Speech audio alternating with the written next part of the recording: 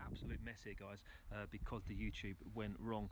But let's go over some of the important points for gaming. One of the important points is I need to get this set up, and one of the any advice I have for a new player is try to have it set up so you know exactly where everything is. Obviously it's a mess now because I've been taking it out, but have it set up so you know where everything is, because you want to try to be able to do this in the dark. So if it's pitch black, say let's say you're waking before the sun comes up, or you get back to hide and you get back to your hide and it's dark, you need to be able to do this in the pitch black.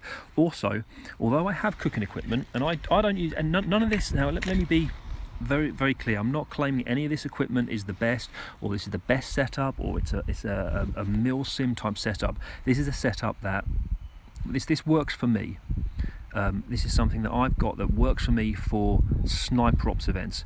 It's not the most compact, it's not the most high-tech, it's not the warmest or the most waterproof, but it does work for me for sniper ops events.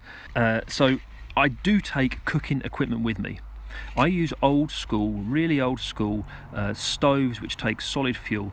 Now I like these because they're very light, only made up of aluminium, but remember the chances are we're not going to be able to use it because this is for a 24 or 48 hour event. I'm taking it just in case we do get into a hide situation, or if the weather is terrible, if there's pissing it down with rain and it's cold, there's nothing like having a hot brew or some warm food in the evening to sort of bring morale back up. And if the weather is terrible, the chances are that all the other operatives in the game are going to be having the same idea as you. So in those sort of situations, it may well be worth bringing that.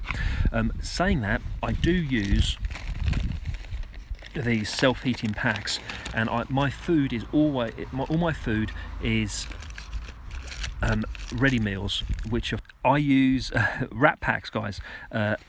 Nothing fancy, these are just British Army ration packs, and in the evening I'll go for something like a spag bowl with pasta. I mean, these you don't have to think too much about these. You can buy these boxes and they've got everything you need for 24 hours. I don't overthink it. I just grab what looks good and I'll shove it in, bearing in mind you may have to eat it cold.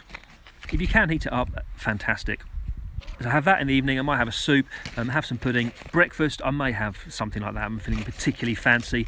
If I'm in a rush in the morning, I may just pour some water into muesli and good to go. I mean, this is not, you can pick this stuff up quite easily on YouTube, and it's not expensive. You can pick up a 24-hour wrap pack for 10 quid on YouTube. Job done. Maybe some coffee, whiteners, sugar. Heat this up in the water. I will have in the pack, I do bring extra water with me with a heating cup. In the morning, if we are rising especially early, I might make this cup here comes the bowl comes out. I'll get this out. Literally just heat some water, and if there's two of us waking early in the morning, it's a real morale boost, especially in the cold, to have yourself a nice hot brew and get some caffeine in you to get going.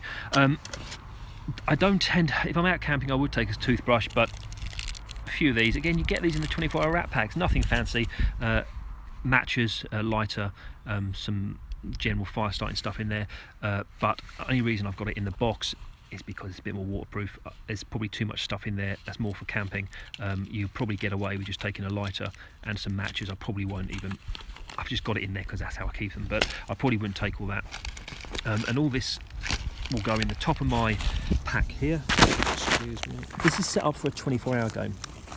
At the 24-hour game, I'm only really concerned, excuse me for dropping that, at a 24-hour game, I'm primarily concerned with unpacking, because when you leave hide, if I'm going to leave hide in the morning, I'm not going to be too bothered about repacking everything neat and tidy and hiding it away again, because when you think about it, once we leave hide in the morning of a 24-hour game, we're not going to return. So if opponents find your hide, you're not going to be returning to it. So I would not be too bothered about keeping that set and repacking it. So all my food is in the top of my pack. Now, one thing, as I said, this is not, one thing I do that's perhaps a little bit different to if you went camping, I use on the outside of the pack a dump pouch. This is again, this is from coming from need or function, sniper ops function. This is a hide pack. It's not something I'm going to be carrying with me, and this has got to be used in the dark. So I use a dump pouch with a drawstring, so when I get in here at dark, I know what I've got in here. I've got personal hygiene things, tissues, and that's maybe one thing to worth mentioning. Tissues, antiseptic wipes. With the extra water, if my hydro pack runs out of water, I like these little things because I'm not a great fan of drinking water out of rubbery things. I like to add a bit of sweet into it. It does make it easier to drink. Wet wipes, if you have to do sniper shit in woods, yes they do. Wet wipes, that sorts you out. I have in here paracetamol, they're almost gone. One thing that can happen on these games, you can get dehydrated. They're almost gone because of probably a dehydration before, and you can get headaches. Carex, I mean, I'm a contact lens wearer, and so this is another thing I bring with me, a mirror. Spare contact lenses in there.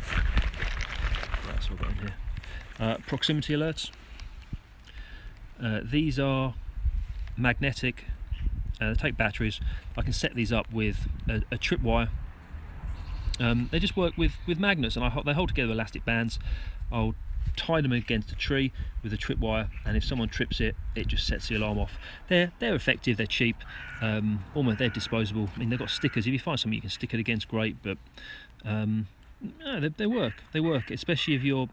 The only thing to think about with these though, setting them up at night time, there are animals walking around like badgers and things, so last thing you want to do is set one of these and have a badger trip it off and trip it up and ruin your night. But it could be worth setting up, if you do set your hide, it might, and you leave your hide during the game, it may be worth setting up a proximity alert or two, just in case the opponents do come through. And you know, you can hear these from quite a long way away, so that's worth thinking about.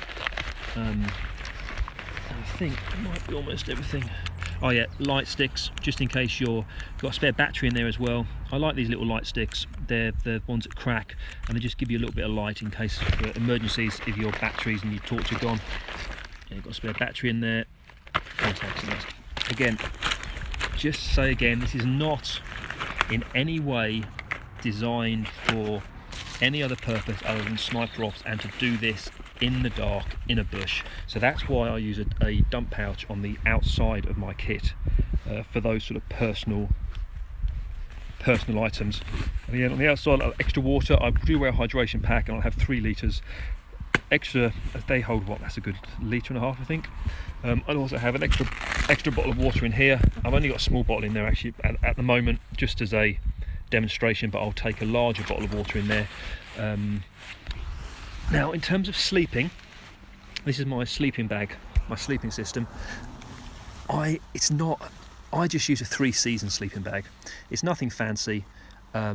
It's built for function. It's not the smallest or the warmest, all the most high tech. And I've just got a waterproof bivvy bag on the outside of it, which allows me to sleep outside in the rain if I need to. And we don't use tents, we don't use hammocks, and I will use a Thermarest self-inflating mat. And the way I pack these, I think these are a luxury that's worth taking.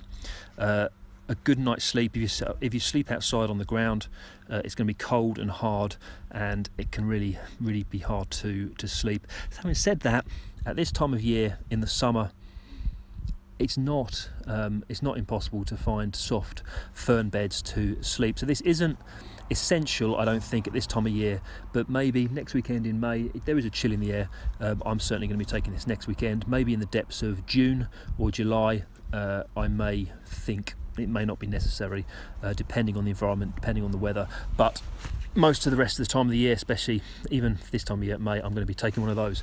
Now, the way I pack this, when I pack this sleeping system up, I'm not going to, I set it up so the sleeping bag is inside the bivvy bag, and the way it's packed is literally, I'm not packing this to be as small or as compact. I'm packing it for ease of removing it at night time when I get back to hide. So all this space in my bag is being used to stuff the sleeping bag in the bivvy in. Because if you imagine, when you return to your hide at night, I want to be able to get my bag out, open it.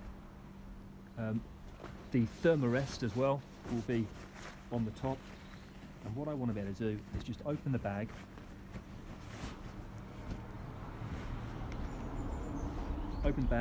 thermarest out, pull the sleeping bag out without having to unpack it. There's no unpacking, it's basically good to go. Obviously this makes it takes up quite a bit of space being like this, but we're not setting this up to be, we're not walking around with it. This is a hide pack, so we'll carry it from the start of the event to your hide, and he's trying to get his kit down small enough so he can actually game with it.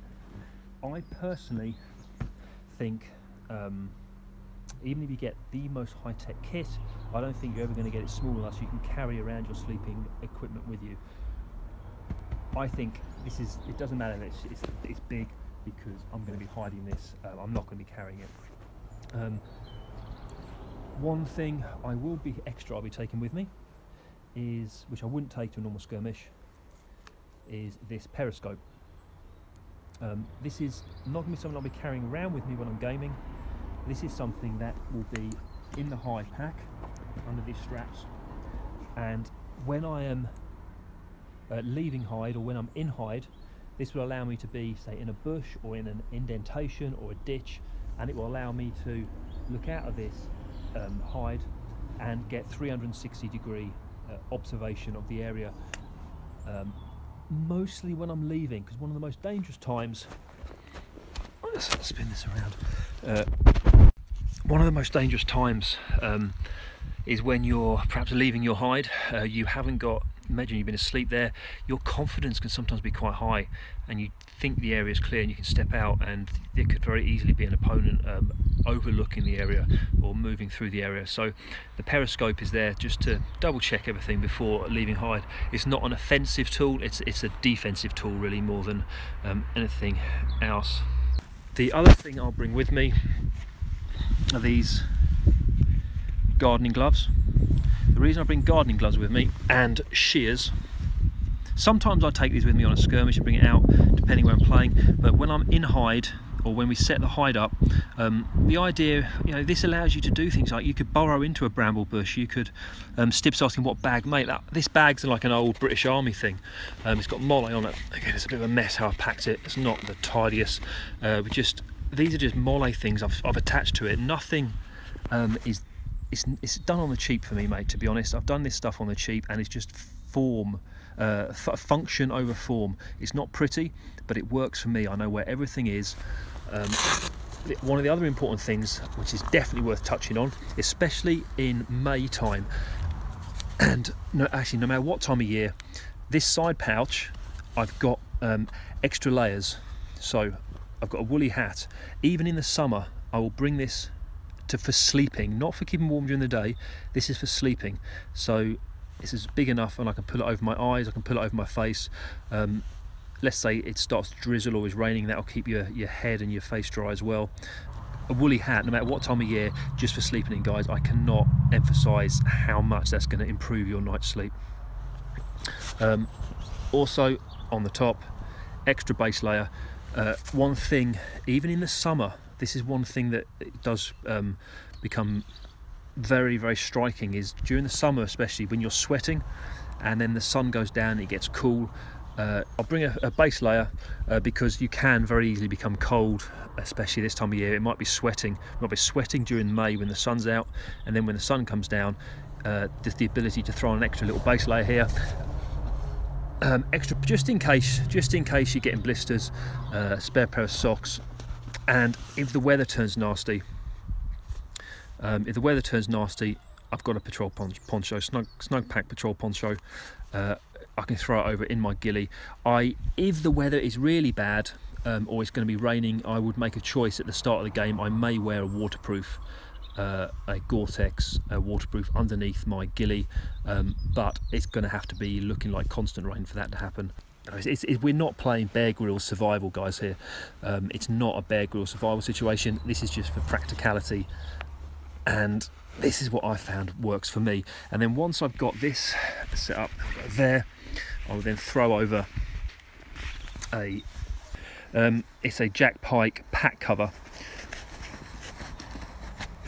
which I haven't modified it much.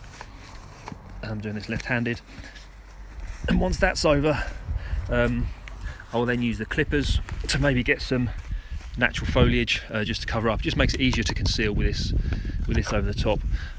One other thing I will take with me that's a little bit different. Oh, I think I touched on that. Did I show you the little head torch? That's important. Head torch is vital. Low light. There's not a very strong battery, and it's got a red sweet wrapper over the top of it, I think of it. And that just clips onto my hat. So I clip it onto my hat. And the other thing I'll take that's a little bit different to what I don't normally take in a normal skirmish is an admin pack or pouch that I wear. You wear it on your forearm.